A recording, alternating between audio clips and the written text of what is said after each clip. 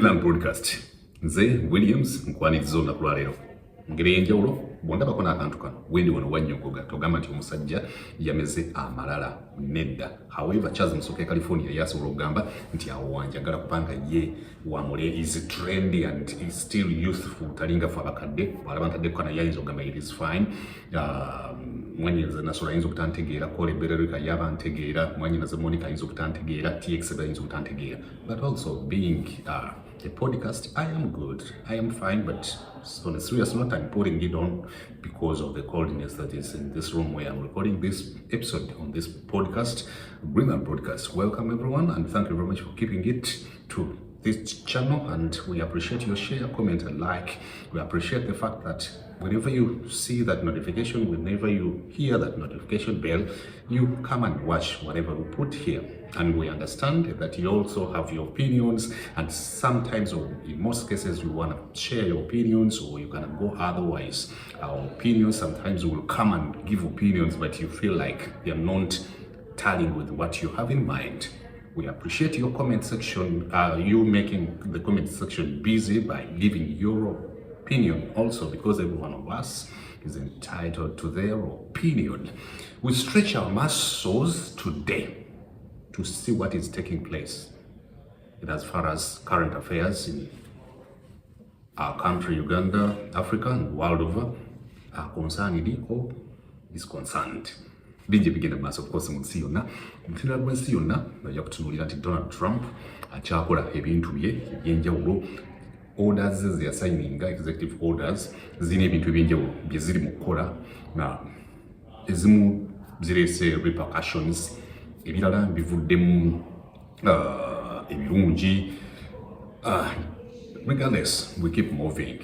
Ibrahim Traore yakyatwalaganya ekintu ayongerera ddala okulaga abazungu nti teyeepangibwako tajja kumanyirwa as far as okutwala Burkina Faso maaso is concerned. Namulabye in one of the video clips, Ibrahim Traore, the president of Burkina Faso, I saw him walking around, going through streets in Burkina Faso where he was trying to patrol the activities during road works, having discussions, conversations, one-on-one with those ladies. In Uganda, we have them under KCCA, Kampala Capital City Authority. He had interactions with those ladies who sweep roads in Burkina Faso, those workers on road activities, and that was a good clip to watch, especially by a president moving around, interacting with those people, doing the donkey work on the roads. Ibrahim Traore yomukuba kulembeza bali mu nsi yonna abato nga olaba agezaako nga bwetegeezezza nti nalabye ka clip ako yagezaako kulambula abakyala abo abali mu kukola abaami abo abali mu kukola yeyagula n'ebimotoka by'enguudo. Nalaba nga omu ku ba TikTok bwe tuli naye mu group emu bamita Wode Maya nga ayina akalinki kaataddeyo nga bwe bakola ku interview ab'e Burkina Faso nga balaga nti basanyufu nnyo okuba nti enguudo zaabwe ebbanga lizaali zimaze nga tezina kikolebwako. Ku mulundi guno Ibrahim Traore, president waabwe, aziwadde first priority, and something is good, and they have so far registered success stories, which is a good thing, especially to come from a president from Africa. Papa yalondeddwa, of course, ekyo twakyogerako, but of course there are developments.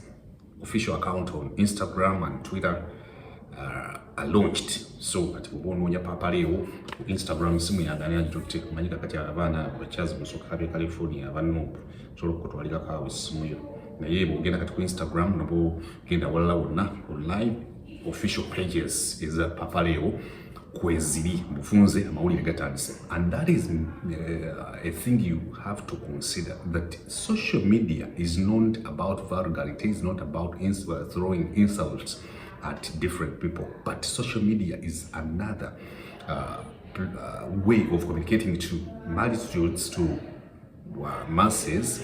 So it is a serious platform. You cannot be there and you're like, Nzenga Monica, TikTok, Sijiri na mama, nze nasula ate omukadde maama ate nze ndi muzeeyi nnyo si TikTok yanne mama nze TX. No, it is a serious communication platform. Ebyo bintu byemugayanga TikTok, byemugayanga Facebook. William oli ku TikTok. Ebyo bintu by'abantu abawemula. TikTok will give you feeds as according to what you keep watching. Olaba beeyambudde era ekuweereza abeeyambudde nga bolaba reels ezo ez'enjawulo. And on a serious note, when it comes to content creation, people are getting money from TikTok. People are getting money from Facebook posts and reels. People are getting money from Instagram reels. For example, when I post a video clip called a shorts, those small short videos you see on YouTube, which I normally post and others post, they generate revenues. And you might see me posting a short on Facebook and you're like, William, posting ebintu ebiyambe eggwanga. I am posting that clip about creative and performing arts, about technology, about a story in Uganda, political story, but I am working. I am working. It is my work. It is my shop. It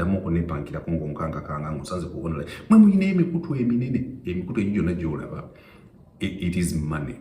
And for example, we in the United States of America, we work in shifts of 4, 8 hours, 12, 16 hours.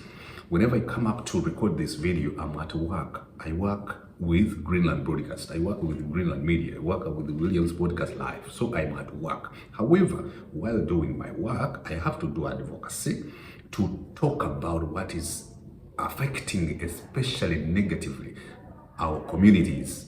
I'll come in and say some stuff about that. But for the youth watching me, those shorts you see on Instagram, Twitter, and elsewhere generate revenues. Facebook will tell you that on this date will send your money through your account. However, okufuna sente ku Facebook, it takes long. Okufuna sente ku Instagram takes long already. A single kwangu ya sente is YouTube. Also, there are dynamics, of course, details of how algorithms are suggesting your videos to how many people. TikTok nabo sibe balungi ennyo because TikTok bakuwa through rewards, bakuwa through gifts, especially when you go live. Maybe actually bifo tuzokugera kuze kutegeeza ku bintu ebirala bingi nnyo naye mpitidde wapapa lewo nekulaga nti emikutu gye egiri official gizze era ensi yonna okunoonyereza kulagira ddala kati nti communication zidduka nnyo okutuuka ku bantu ne bazitegeera nnyo bwe ziyita ku mikutu egiri secondary, not primary or traditional media houses like TV stations. That's why even when main news bulletins are going on NBC, on Fox, on CNN, on BBC, you will see them going live on TikTok, which means people are so much onto the palm gadgets to watch feeds than putting up a screen like one that is here to watch news. People are no longer watching news in their sitting rooms because people are always on the go. They are at work. During a shift, they can, if they have a break, look through the feeds to see a news story. So, tochigaya, like I was telling some people in the diaspora, those national unity platform members, they were like, babologa, because chigamba bloga chiwulikamu ng'okubologa. Kati was like, babologa tebalina kye batugamba. Tebaba kye bagattako, depending, of course bayinza obutakuyamba okusinziira ku kika ky'oyina. And the blog have always come out here to explain and define what a blog is and who is a blogger. A blog is a platform which came into play when people, especially in Europe, United Kingdom, Canada, and US, people used to communicate among themselves through those blogs. And the bloggers used it to monga amawulire nga bagatambuza. Bannange ku kyalo ky'Eggalamba, Ejjalamba, waagudde enseenene, oli bwe yagenza ozikwata omusota ne gumuluma.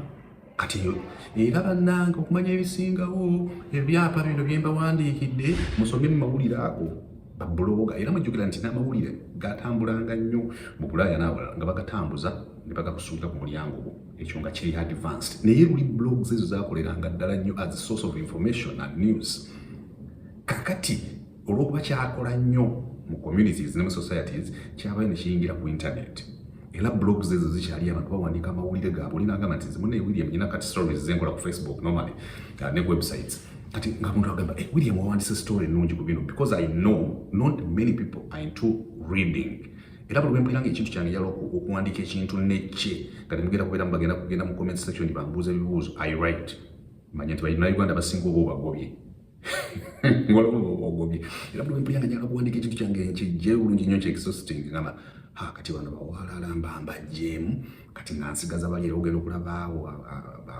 Alex mukulu be bajja baani abagenda okujja era ekintu kyowandiiseeko wano kati bamalirizaawo ne ŋŋamba kati ate bannampijja nambirige kikonyogo yokosofaati salapiyo nabiddo nabisubi nabisereza linnya za lwango bannano likozesa mukama bonga nzija wano in videography nga mbagamba our power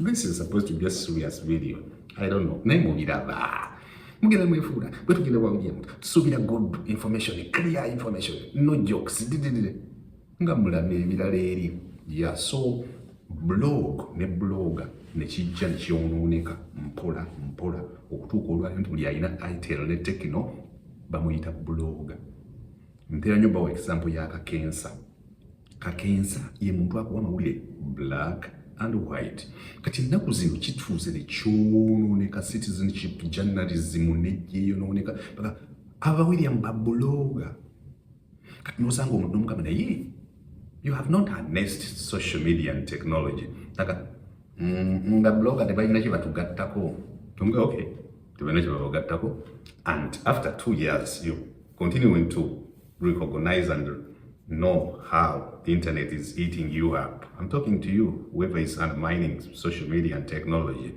I was having a conversation with Mordecai Maurice and was like, these people are not embracing and kind of understanding how to use social media to their benefit. You, the politicians, you supporters of political parties, you got to harness, utilize, improvise to the dot to see how you can use social media, because social media zituuka wala ffe tulina kye tukoleye ku TikTok osobola okukola video live gundi ene views ne bakulaga nti olina abantu 2 be balaba naye nga bali mu kye tuyita for you page be basinga obungi oyinza okusanga video ngeno ng'eriko abantu katugamba 3 bagirabye video naye nga bukiripu basazeemu butuuse ku bantu 5,000. Yes, kyovulaba edda bwe nali nakatandika nga nteekako nnyo obulangolango kuno abantu ate abamu nga babbirako abantu oli najja nagamba William haji bundi yanziba kibugwe bundi yanziba so kati okuteeka wano as a kuteekawo squeeze back sooka olina okubanga olina ssente saagala mwannyinaze nasola agambe kati William kati channel ekuza olina ssente nalabyo nina okusigala nga nkaabira Monica nga TV emmenya nkaabira Nasolo nga TV emmenya nenkubira TX nga TV emmenya okitegedde dano okuteekako takataka okumulangira kuno omuntu alina okujja kuno alina okubasirwa ekyobulaba lulimbadde nyina ekintu kye nali nga nkola nga bano kambakolera mention just mbatandika okiteekinga for granted oyo alina okikola kuba tuli bumu mwe naani nga mwatandika ddi okuba nange nga twasinkanamu eggomba tuvudde waawo mu Uganda labye Pastor Grace Lubega wa Fanero ng'agamba nti is mobilizing, fundraising, starting up a campaign to build a synagogue worth 200 billion Uganda shillings. Remember, we have had one by Pastor Kakande. Another one is still in pipeline by Pastor Lozias Rujingo. And here comes another one, Grace Rega of the Fanero Ministries, saying is putting up a campaign challenging the believers to go into intercession to pray for this campaign to fundraise and build God's house worth 200 Uganda shillings billions. Another story also that you can attach to this is one where one of the big people in Uganda, Honorable Tessa, after receiving healing or after getting cured from health facilities outside Uganda, he came back to Uganda and instead of building a hospital, built a church so that people will go to church and get healed of diseases because God is our healer. Controversy came with questions of you went outside Uganda, out of Uganda, because probably or surely we didn't have facilities and the medication and probably practitioners that could help you with services to get healed, to get cured. That's why you went outside Uganda. And remember, if it was for God, God is everywhere. You would just go to Pastor Kakande, Pastor Kayanja, Pastor Lukingo, Episcopi Gundi, and put hands on you, pray and you get healed. But you went outside to get real medical attention, medical care. But you came back, built a church. So controversy is like a debate, not a controversy. Tebakusabira okuwona. Tetunumba no Katonda. Tibula atenda bagamba nze ngeri gyennyina gizina envi kati enjeru. Mbyogera nzigala netambulidde. Manyi mu Bannayuganda mwagala muntu nga wa malala. Atayagala kumanya temwetaaga muntu abeegayirira. Kati mbyogera seeguya nga nnina olujanja lungi. Kuba kati ojja kuteeka waawo abaana ba Katonda tebamuwadde ekitiibwa. Si kye tugambye. Tugambye omukungu yava mu Uganda n'agenda jjanjabibwa ebweru. Ekitegeeza nti waliwo ebitatambula bulungi nnyo mu Uganda. N'agenda ebweru, which is very okay, especially for people who have their color, as in money.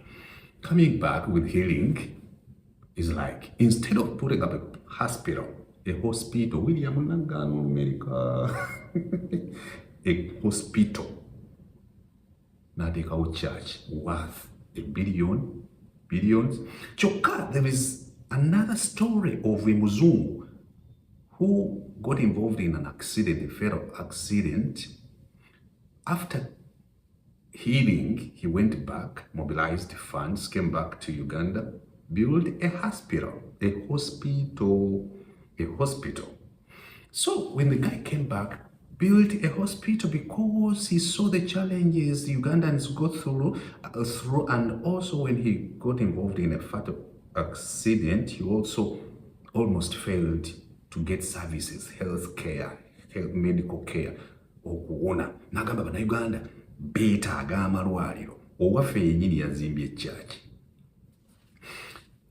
Bw'oba oyagala okudealinga with psychology and science of people's psychologies and emotions, bw'oba oyagala okudealinga naye olina okubagamba ebigambo black and white. Mu Africa, ekigambo God and church, they are concepts of robbery. Mostly are concepts of robbery. Bubi, bunyazi. Katonda jali definitely. Iyi ani yandonda nateka munsi. Katonda yandonda. This voice, I have a voice box right here. I have the senses, seeing, smelling, feeling, tasting, byonna. Because of God, the Creator. Kakati abalala abayaaye ne bajja ne bayiiya mu Africa, sigambye mu Uganda, mu Africa nolanga okibbiramu abantu. Kati kyekya ne kigenda nga kifa. Si buli olaba ekizimbe ekiriko akasalaba nti Katonda ali awo. Katonda ayinza okuba yagenze dda mu ttawuni bayaya buyaya. So topapa nnyo kugamba nti kakati anti katonda ewaffe tugenze tumucupula. So question is, lwaki omuntu abatateekawo church manya rather eddwaliro? Kuba Bayibuli egamba nti sibawa mwoyo olio nimba mwoyo w'okutegeera, sibawa mwoyo w'obutamanya. Okitegeera kati wandibadde omuntu olowooza nti kuteesa yabadde azimba church teyagizimba kanzireko kya fanero yagambye agenda kuzimba church eyo. Ojja kwekanga nti abakulu bakuŋŋaanya ssente ezo. When you go into the depth, diving deeper into the science and psychology of it all, they might even be mobilizing these funds and giving kickbacks to leaders of regimes. Also doing this to kind of and put together these people under one roof or different big umbrellas so that tebasumbwa leaders of regimes. Kati bwe babateekawo mu kizimbe ekinene ne bababuulira enjiri eyawamu of intimidation, bino byenkugamba tojja bikkiriza. Kyovula byogedde ndi naw'amalala nnyo, si byakwetuuza wali. Kati babakwata ne babateeka mu synagogues ezo in Africa, especially the youth, ne babakubba enjiri ey'ebigambo etali divine. And disclaimer from me is, not all Pentecostal born-again churches, not all Catholic churches, not all Protestant churches, not all especially born-again churches are not good churches or not real churches, not divine churches. But 95% of the churches you see in Africa, especially the born-again Pentecostal churches, are not real churches, are not divine, are not led by the Spirit, are not guided by the Spirit, are not put in place by the anointing, the presence, the manifestation, the Spirit of the living God. Most of the human beings you see leading those churches are not even called by God to serve.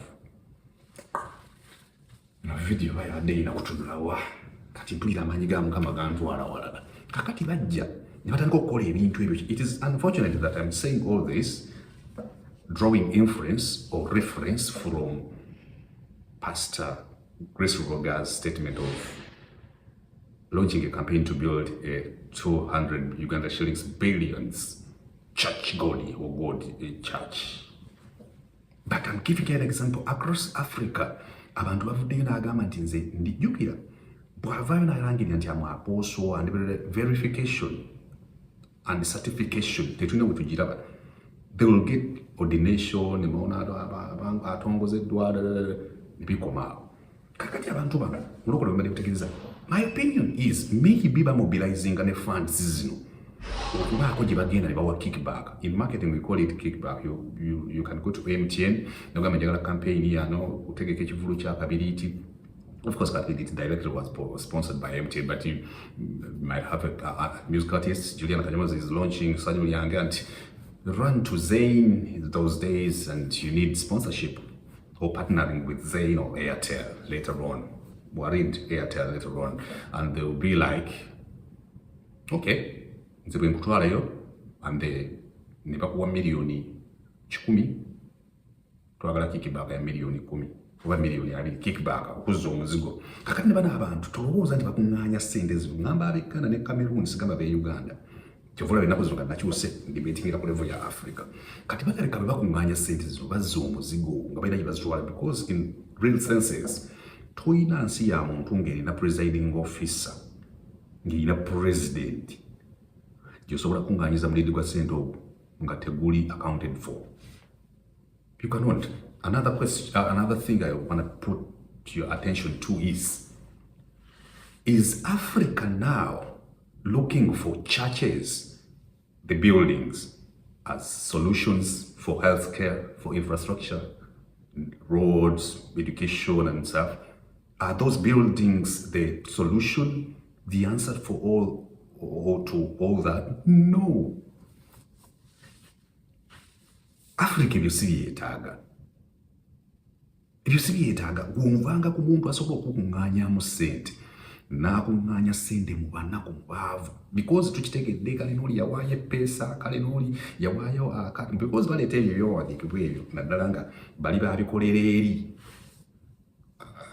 I saw a clip by Alex Mukulu ng'agamba bannaye nga bwe mwawulira Pawulo Omutukume bwe yawandiikira ab'e Roma tetufuneyo ku mabaluwa amalala ng'oli agamba Alex Mukulu awandiikidde ab'e Mengo.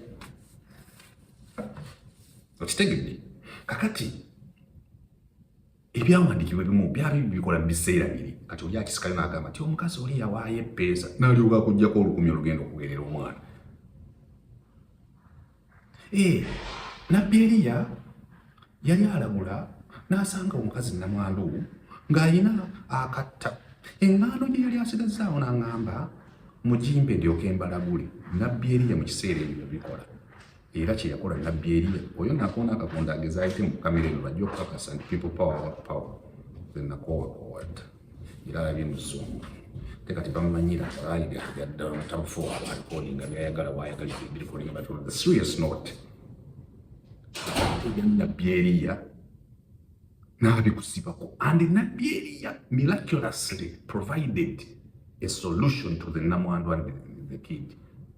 These guys will eat your money and don't have a solution. Most of the church leaders we have in Africa and Uganda in particular are just playing on your emotions and psychology. They're playing on your sentiments. Zinzulu kwato yona solo, ne Monica, ne Shamimu, ne Kole Barika, ne Charles Msoke California, nimba kola mu church. Nimba tandikawo, nimba teekawo kati mwano mu maaso nalibadde mbalagala olw'entebe eri awo empanvu. Nimba waawo.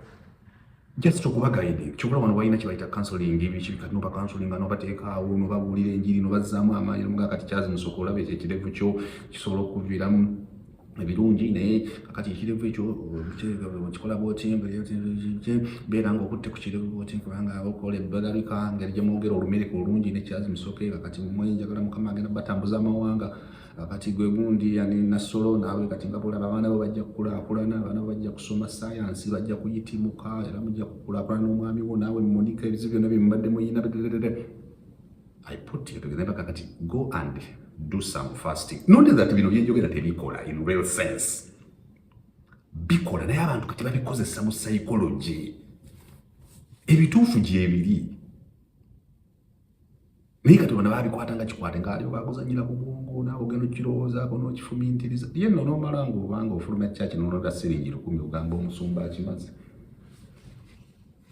Do we need these big buildings as solutions to what we have as challenges, economic challenges of Africa, the political questions we have in Africa over the years? Do we need buildings as solutions? No. Especially when we are getting money from the needy, the vulnerable people who need special care because they are delicate. Netubakama omusumba n'akulaakulana pastor n'akulaakulana n'agaggawala ng'endiga ze ziribanga. So, with all due respect, Pastor Grace Rega, if you had communication from the living God telling you to build that church worth 200 billion Uganda shillings, so be it. If it is out of your own mind, your own graft, it is unfortunate because Ugandans still have a lot of challenges. And even now, Uganda, they will get all that money to build the Church of God. It is okay, but omanyi billion ebibiri kizisobola okukola. You know Mzumba wa Canaan land, Mzumba Aloysius Bugingo. Of course, abadde nga ne challenges nyingi, abantu bamulemerako era olumu n'agamba n'abantu penta kuniyama amawo penta naye nga bw'ogenda okyanalyzing ennyo ogenda n'ogamba nti maybe ayinza okuba vision ye gy'alina ya waggulu kuffe bannansi gye tulaba. Naye ng'ate wandibadde omugamba nti oba kiri kinene nnyo. Eyinza okuba si ye solution. N'otunula omukulu kuteesa n'azimba church mu kifo ky'eddwaliro. Mwe abali mu America wano, abali e Canada eyo, abali mu Bwarabu, akatijjo akali mu Africa si ke kali mu nsi zino. wano ne bwibanga lanchawo of course zilabanga wapo of course za wantu tusola kulira na mbeku lofe gye tukola eri lanchawo ya wano omanyi lwaki tesobola kujjula kuva ku makya paka lwa ggulu because abantu bakolera mu shifts. Osasula amasanyalaze, osasula amazzi, osasula internet, osasula ennyumba, osasula emmotoka, osasula insurance yayo, osasula health insurance, dental manya care akola atya, manya n'emmere gy'onoowalidde, manya wali owulidde. Kati kyakala oyo yonna tolina bw'ogamba nti eyo shift ya Amazon nze kangisale I'll be in the lunch hour all day. Era eri wano byabikundi era wano oba okyabalemezaamu nga bafuluma abagenda mu shift era abawonsi zino obatega butezi otega batege baba mu shift yaabo naye nga Katonda mulungi gyali. Kati ffe mu Africa tukutte ekyo bwa Katonda tukitemyetemye mufa abalokola abazukufu abalokola abebafu abapentekoste born again abakatoliki aberoma abaprotestant ab'e UK abasabeneside abaorthodox naye nga nabo bakatoliki ab'esaidi eno abamadiya abashiya abataguliki nga tuyimba luyimba lwa basi dunia. Confusion eyo etuleetedde okusomozebwa nti ogigattako bugasi bisumbu Africa politically the dictatorships zetufuna.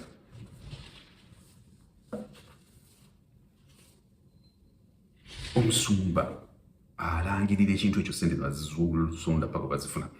That's okay, nkiteeka in the comment section yammwe omanye engayidinganya. Another thing is about sessions, legal sessions of NRM versus National Unity Platform in regards to the recent by-election of Kawempe North, where Narokora Council emerged the winner and was gazetted a winner. Member of Parliament by-election replacing the late, rest in peace, Honorable Robert Kyagulanyi, Honorable Muhammad Segirinya. Munsonyiwe sinagamba Honorable Robert Kyagulanyi Ssentamu, rest in peace. But in Honorable Umanyine kigambo Robert Kyagulanyi Ssentamu kimbeera ku mumwa. Honorable Segirinya, I am replacing Councillor Narokora Kati. There are sessions, legal sessions of people testifying.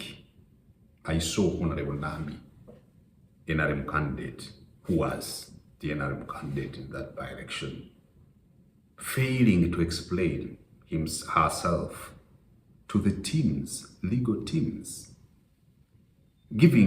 failed to give proper reasons as to why obululu bwagamba nti bwabbibwa nga tazakinnyonnyolera.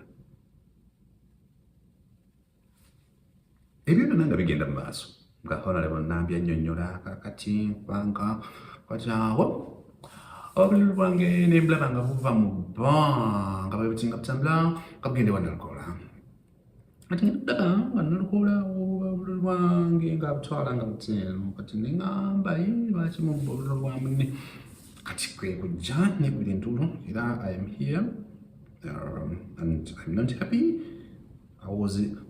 There was vote leaging, and vote leaging is bad and we condemn it in Uganda. It's not a good thing, so I'm here for you guys to help me. I'm claiming my victory. Ngambo omukyalo ono bwe tubeerera mu byendongo tugamba omwana ono ate yalinga yabijjayo neyeggwa ne mu kifuba awo nekyagula ate kati byakomyewo. Ebyo byonna bigenda okubeerawo nga mu Parliament mulimu ensonga enkulu eya amending, panel beating, redefining the UPDF Act, reversing the court recommendation of civilians should not be taken to court martials or to a court martial. It is coming back as an amendment and reaffirming the fact that civilians can go to court martials and be tried there. However, they can appeal in citizens' courts. It's ebisinga ebintu bwebityo kijja ng'ekilight. Ekyo ekintu kizito. Jjukira okusalawo ddi lw'olina ekyambalo ky'amagye n'ekikozesebwa ky'amagye kubeera in the hands of the armed forces. Basobola okugabulaga field bits, akapima omutima, akapima sukaali, akapima ebirala k'olina ako, tukalabanga akalimu essasi. W'omaliro kinoonyerezaako okugamba nti tekaliimu ssasi oba wala. Eyo Apple Watch belt eri magnetic. Lwaki eri magnetic? Lwaki eri magnetic? Tebanga erimu AK-47. Tukirabanga bo be basalawo. Waliwo galubindi ze tubeera nazo. For example, ogenze mu kifo ekinene. You put it here, you shoot. Notambula bwoti nga bw'oshootinga, you shoot bumale babigatta mu cutaways ezo. Because waliwo shots zotasobola kukola. Kati gobiki ezo goggles. Ab'ebyokulinda basobola okugamba nti si nnungi kukozesa mbulamu bwa bijja abatunzi basobola ozikozesa ddala. Ebyo byonna okubisalaasala nti dededede. Bibeerayo eyo munda bannamagye be babitegeera. Kati etteeka lino bwe ligamba nti omuntu wa bulijjo atwalibwa mu court martial, tugenda kuggwera mu court martial. Lwaki? Watyanga mbadde nva emabega wa convoy ya Yoweri International ne bannengera from a distance oyo alabika agoberera ffe mukwate. Oba ogenda mu court martial badde ogoberera emmotoka z'amagye ezigoberera Yoweri Kaguta Museveni. Of course waliwo ekirala eky'ebyambalo ffenna bye tusookerako. Abayimbi baba bajja kuggwaawo because babyambala. Ekyangu ennyo kye kino nti William teweekooya babireetedde byabufuzi olw'okuba national platform eyambala ne kkala ezitandala z'amagye ebaagala tiye. Osobola okutiikinga n'ogala ekyo ekimu ku byo. Naye on top of ekyo ekiri kyekimu ku byo, kino ekintu kigenda forever. Ekintu ekiyingidde mu tteeka bwe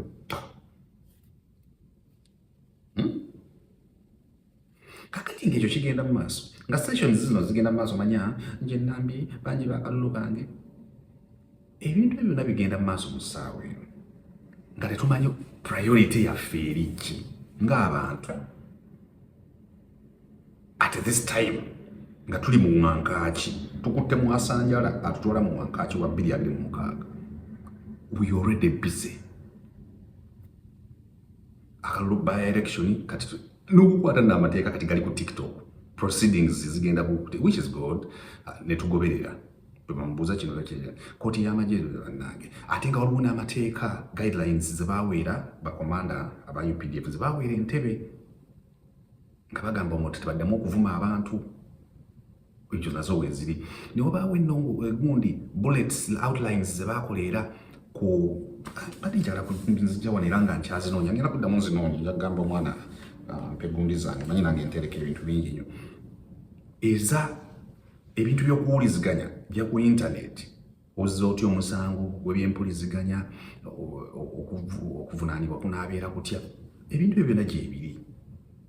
We tunaatuukira mu gwokubiri oba ng'akalulu kaggwa gwakusatu gwakuna gwakutaano, abantu bajja kwesanga nga bali mu makomera nga baliko emisango. Jjukira nga tuli on top of that. I told you in my previous video that in Uganda now bw'okuba ekitaala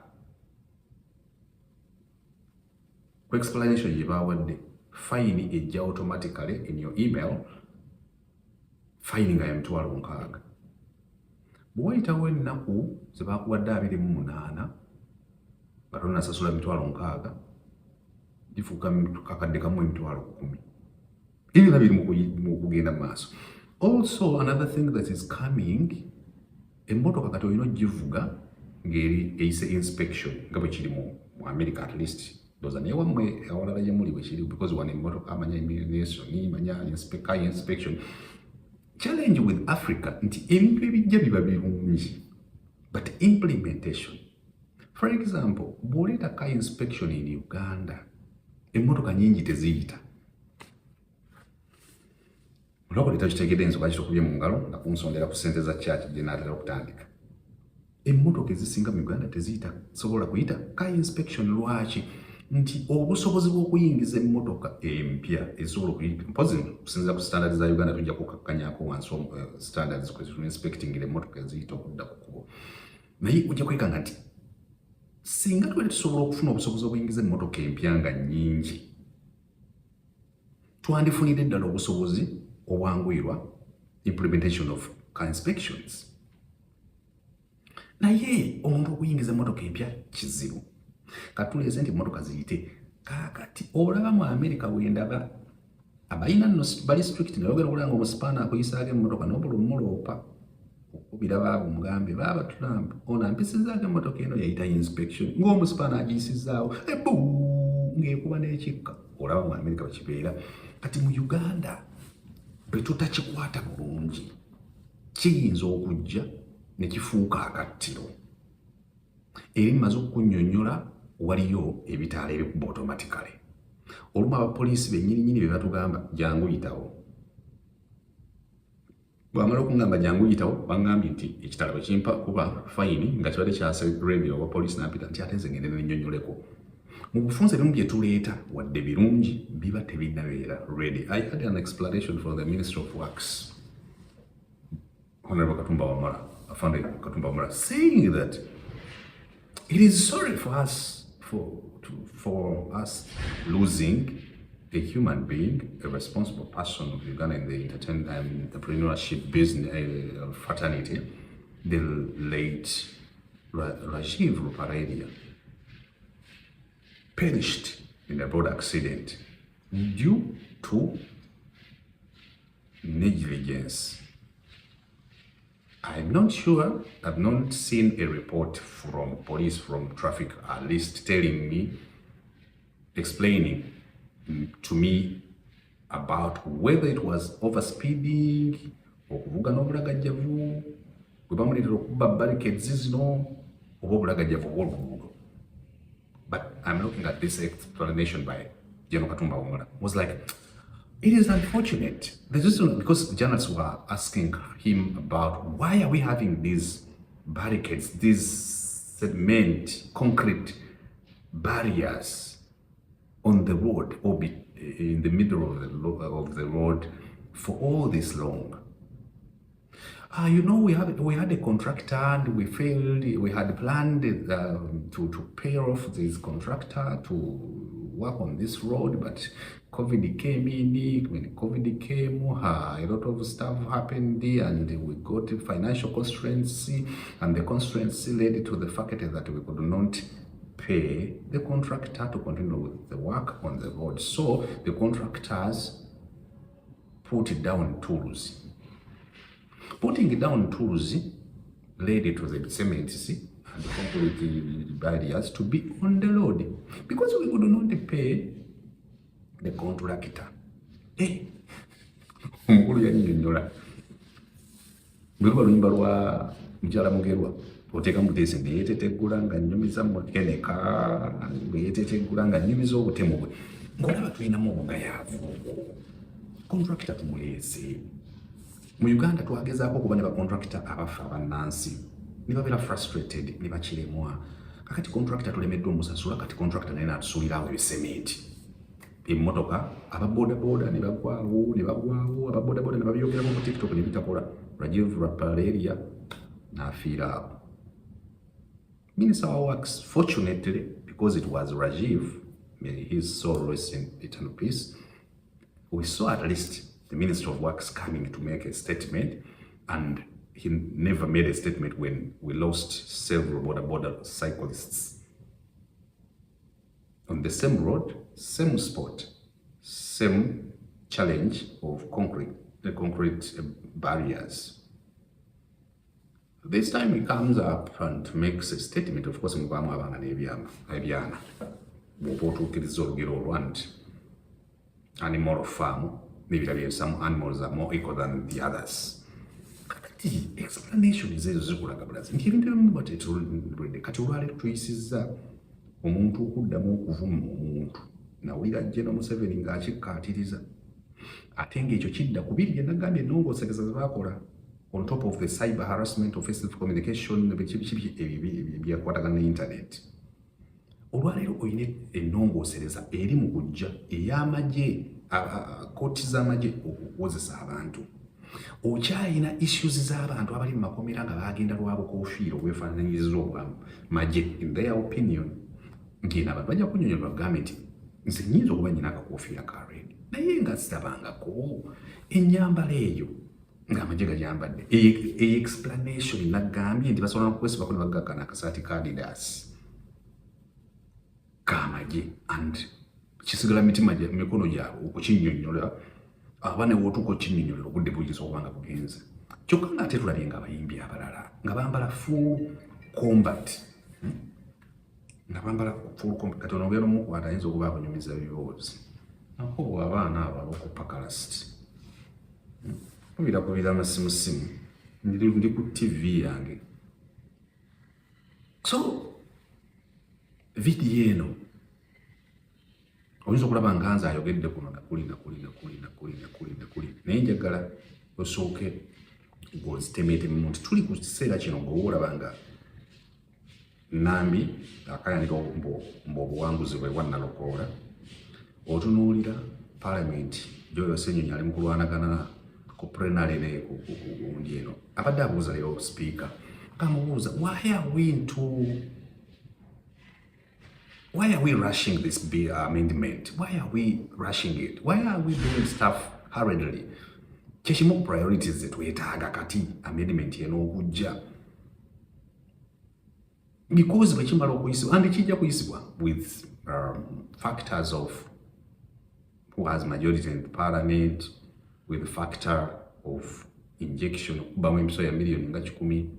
Leero mbadde nyina ekintu ky'enjawulo kolera nja kinoonyerezaako manya nakubira ababaka ab'enjawulo aba opposition nga mubuuza osobola okumpayoko explanation akakwata ku the UPDF Act amendment. Nkubire ku bantu bange, nkubire ku Lutaaya, nkubire ku Kayemba Solo, nkubire ku Hildemani, nkubire aba opposition Joyce Baagala, nkubire Honorable Mpuuga yagala gikwata. Kyaga nakulaba categorically your conclave does not concur with my pontification.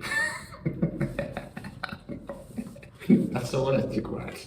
My conclave. Ayinza okunanga yeeto n'amaganzi. Sirowooza nti Honorable Mpuuga asobola okumpa edda. Abedi asobola okumpa naye Honorable asobola okuga William nga kulaba yeeto n'amaganzi. Mbuuze Bassenyonyi abo bakinnyonnyole mmwe. Otherwise tuyinza okuba ffe tubitaddeko obwongo nga bo bali ku bindala nga bali mu kalulu. So ebyo byonna byonna bigenda maaso mu ggwanga. Tuyingira 2026.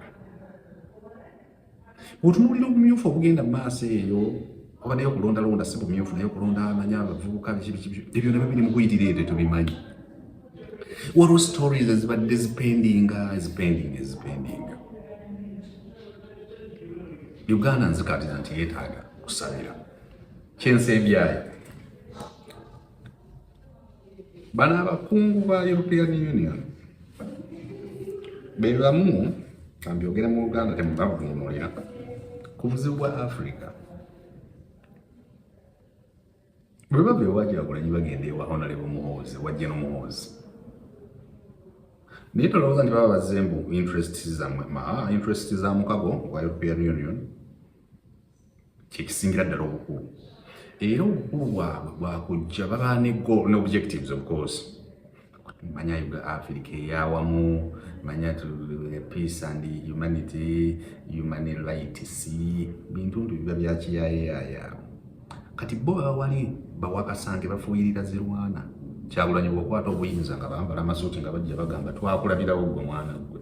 Baba nga bannaddiini.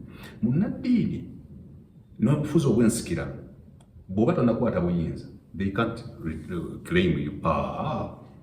Era omufuzi ow'ensikira n'ayimirira n'agamba ati twe abanyoro kati ebyo nankani ebyo bw'emmembezi tetubirobo itwe tuli ab'ennono tyotyo. baitu ne tubasabira mugumizemu tyotyo Ruhanga abalinde abakurate bintu tubone ekikurugamu awo babikwesamba hati inywe abanyabyabufuzi abakuleeta byobufuzi obukama bwatooro obukama bwa bunyoro aye mwabaleeta ebyobufuzi olusoga luganye mubwakyabazinga ffe tukoberebbe Abaganda nga bagamba ffe ng'Abaganda Obuganda tebuliiko ku byabufuzi Obuganda muzzanganda twagala eno lino twagala mukiwulidde abaana ba Buganda oluwangula ndi Kyagulanyi akutte entebe siinaawo fayiro wano abafede ebintu ate ndowooza nze kensomye nnyo psychology olwo nti omutashaddira kunsumbuwasumbuwansi abafedero fayiro bazikwatira wano kankubuulire Kyagulanyi n'amala akwata entebe abamusooka mu State House bafedero twekuye ekifaananyi wali erubaga ebyaffe era Kyagulanyi basobola omumalako emirembe oba kuweeva awangudde basobola omumalako emirembe kale tatuyambye ebyaffe naye nga wano mubadde mumwegaana kereziya oba oli awo ng'eggamba ffe tetulina kina kyetunoonya Mukama abeere naawe bati talazo nyumba y'Omukama yeetaaga kuddaabiriza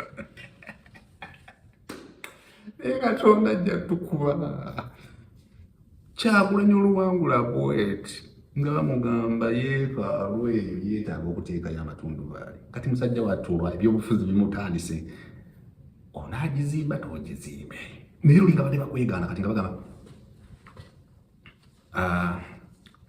ekitambiro kya mmisa kiwedde twala omukisa guno okuyozaayoza omukulembeze wa Uganda His Excellency Robert Kyagulanyi Ssentamu mu Mitembo banaye akalulu nkawulireko olwo omwepiskopi yayogera katuma omusajja ayogereko omukulembeze wa Uganda bwamala okwogera tukulinamu essuubi lingi nnyo omukulembeze naye naffe ng'ekereziya tulina ebisomesa okuviira ku bubonde eyo twetaaga okulaba nga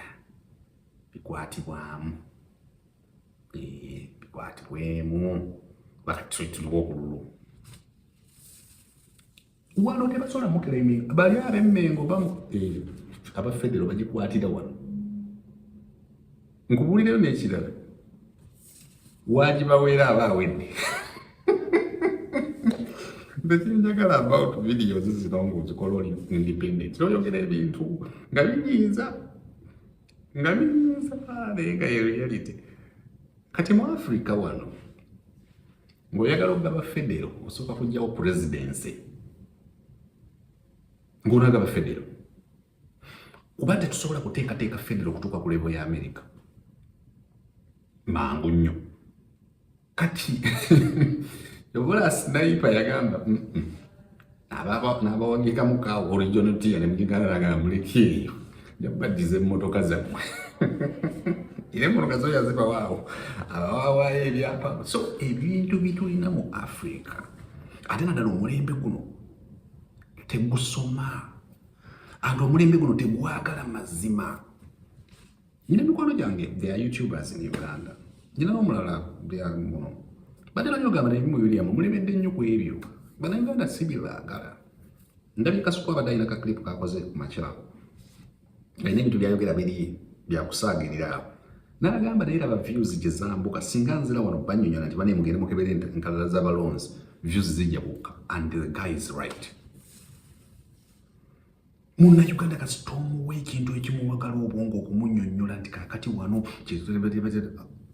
they don't era with facts temulaba nti tubeerawo bafana batuteeka ku bunkenke William kakati lwaki mukyogeddeeko abasinga okusponsoringa channel ezivuma bankuba byeyo e Uganda bankuba kyeyo mulokole tokitegedde be basinga ozisponsoringa ne bamutusesa ne bamala ne babavuma kakati bali baba bakiyiga bwizi nti bankuba kyeyo bennyini nti bamanyi kye baagala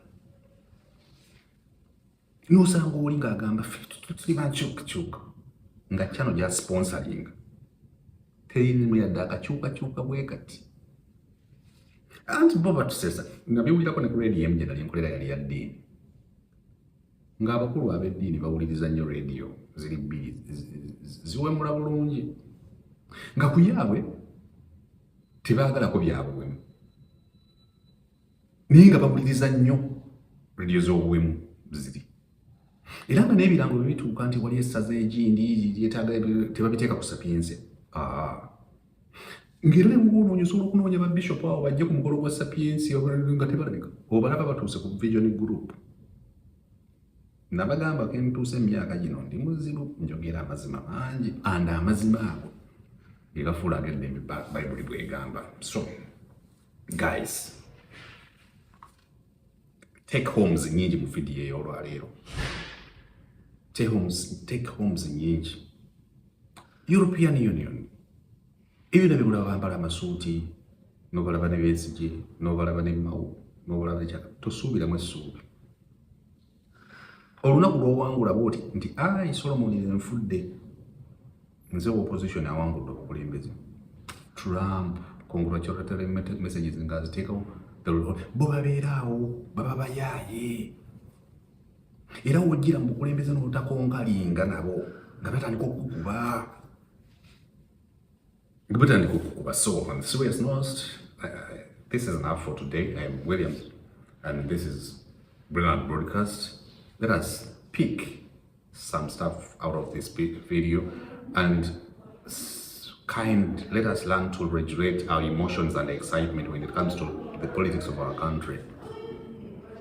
Yeah, I've always told people that some of the reasons as to why we still like the way we are in Africa, the reason as to why the status quo is not shaken up to now and the status quo is affecting all of us, impacting us negatively, is because we don't address the real issues. Real issues. Nti ebintu ebituufu tetubyogerako. Nina video yange gye nakola 2023 nga gutandika. I asked a question about ani anabeera president 2026. Nayina lwaki nakibuuza. Waliwo abanvuma nga nkolera mu hoozi. Nze akusigala nga mbuuza ebibuuzo byange ebyo. Bwe najja ne mbagamba bane story ya Mpuuga ejja kufuuka Mpuuga de Mapuuga. Waliwo abanyiiga Mpuuga mumufudde ow'amaanyi kati ye nga Mpuuga akyagiraba nga human being story. Kumbe Mpuuga de Mapuuga was a substance, a catalyst of many stuff. Paka lwaleero Mpuuga de Mapuuga akyalimu. I told you also that a lot of stuff is going to take a place. Stuff is going to take a place. Around 2016, I had a feature on NBS Live at 9 and NBS and Sengenge telling Paul Kayonga, the journalist, what was going to happen to the music industry and creative in general, the fraternity of creative and performing arts, after artists creating a jingle. They got paid, of course. They created a jingle for Jajawe Kabtom 7 to Bonga. Now I told Kayonga Paul that yali manduso yali etutte industry mukinya era ayankubirako okungamba nti I saw your submission was a good one. Was Juliana Kanyomozi, you know, ate mukazi wattu yewulisawo se kyokka ne William, you know mugambe ati ngeno kwogera ekikapu mukama kuba n'abantu abalina amaaso agabakanudde ku lugambo lwe mwina wano nandiyogedde ekigambo ekyo temwandigambye. But on a serious note, olwaleero bw'otunuulira industry ya music weeri twaggwa dda, eya media twaggwa dda. Bye.